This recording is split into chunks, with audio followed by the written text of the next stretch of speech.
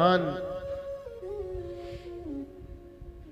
जो बहुत भयंकर प्रतापी था, उस दैत्य की कथा सुनाते हैं।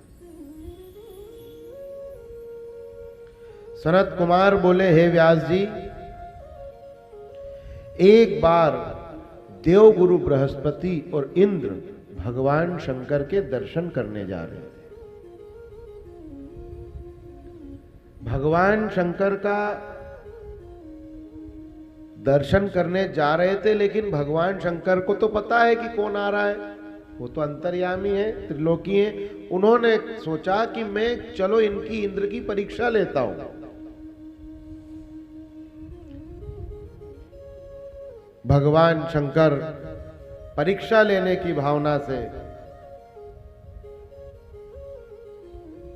दिगंबर महातेजस्वी जटा जूट बांधे, भभूति अभूति लगाए हुए और भयंकर लाल लाल नेत्र लेकर के और इंद्र के सामने पहुंचे। इंद्र स्वाभाविक है, ऐसा स्वरूप लेके कोई आएगा तो पूछोगे ना आप कि भाई कौन हो तुम। इंद्र ने पूछा, भाई कौन हो? तो वो कहते हैं इशारे में कि चुप। अरे बोले, बोलो कौन हो?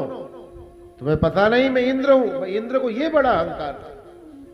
इंद्र माने जो बहुत बड़ा आदमी, जिसके पास या तो पद है या प्रतिष्ठा है या पैसा है या नाम है, तो ये बड़ा होता है। मैं कौन हूं? अरे तू कुछ नहीं है, 3 तगारी राख है, इसके अलावा कुछ नहीं। क्या है? बस 3 तगारी राख, इसके अलावा कुछ नहीं। 4 बांस, 40 कंडे और 4 मन लकड़ी में तेरा काम पूरा हो जाएगा, चाहे तू कितना बड़ा हो। और नहीं हो तेरे बाप में ताकत तो 3 तगारी से ज्यादा होके दिखा। घर तो 3.5 हाथ ने, घड़ा तो 4.25 है। अरे ये घर कितने हाथ का है? ये हाथ से नापोगे तो 3.5 हाथ का घर है ये केवल, ये देह। और घड़ा तो 4.25 है। अगर थोड़ा लंबा हो तो इतनी को और ज्यादा जोड़ लो, उसमें 4 हाथ का बोलो, इससे ज्यादा है। कितना बड़ा घर बना, यहाँ गार्डन, यहाँ बगीचा, यहाँ हमारे बच्चे खेलेंगे, ये स्विमिंग पूल, ये हमारे छत का गार्डन, ये हमारी बगीचे, सब्जी का बगीचा, ये हमारे बैठक का रूम, ये हमारा अटैच रूम, ये हमारा इसका रूम, फलाना रूम, ढिकाना रूम, 5-10 हजार स्क्वायर फीट पे बना दिया। लेकिन सोता कितने पे है? कितने पे सोता है? बस ऐसे नाप लो, ऐसे नाप लो, बस। इससे ज्यादा में तो सोएगा ही नहीं। और यहां तो यहां आखिरी में जाता है तो कितने में सोता है? वो 3 तगारी में इकट्ठा हो जाता है। राख बच्चे वहीं नदी में डाल जाते, अस्थि उस्थि ले जा गंगा जी हो सुपात्र तो डाल देंगे, नहीं तो। ऐसा ही एक बाप था। बाप बड़ा कंजूस, बच्चे महाकंजूस। वो बाप मर गया। वो बाप मरा तो माँ ने बोला, बेटा ये देखो तुम्हारे बाप की अस्थियां हैं, इसको गंगा जी डाल आना। कभी कभी कुछ किस्से ऐसे हो जाते हैं जो हमको ही बड़ा आनंदित कर देते हैं। बोला, गंगा जी बेटा इनको विसर्जन कराना, तुम्हारे पिताजी के, उनका हो माता जी। बच्चों ने बोला, कौन सी माँ देख रही है और कौन सी पिताजी को मालूम है कि अपन कहाँ जा रहे हैं? नहीं, वही गांव का कोई नाला आला था, उसी में डाल दिए।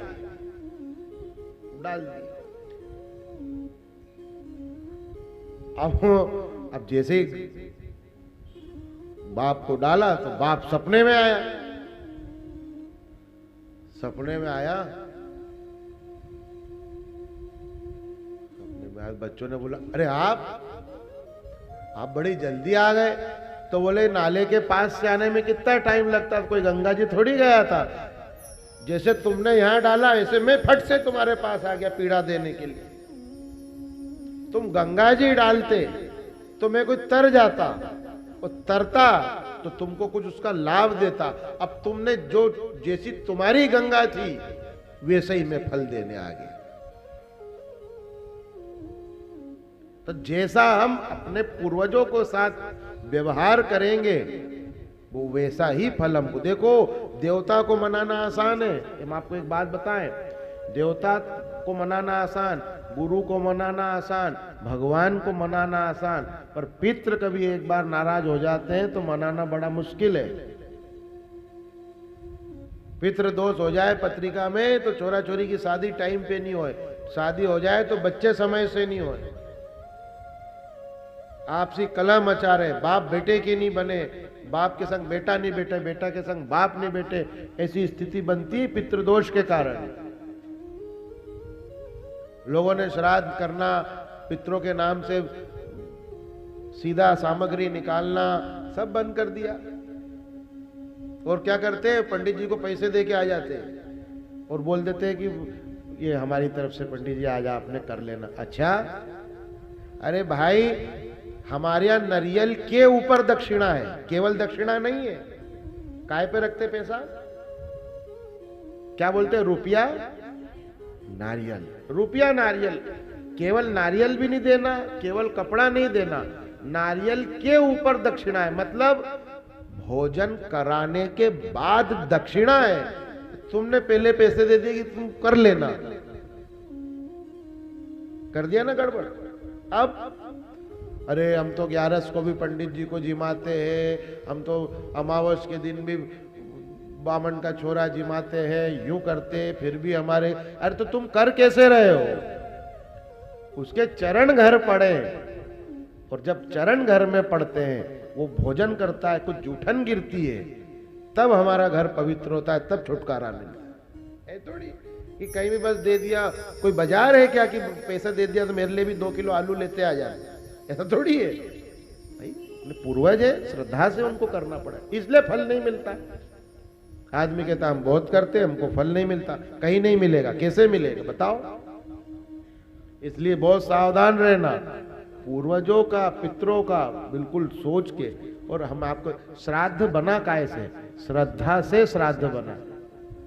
श्राद्ध हर व्यक्ति को करना चाहिए, चाहे गरीब हो, अगर नहीं उसके पास ब्राह्मण भोजन की भी ताकत है तो अपने आंगन की, ऐसा लिखा है, आंगन की घास उखाड़कर और पितरों के नाम से गैया को खिला दे तो भी उसके पितृ संतुष्ट हो जाते हैं।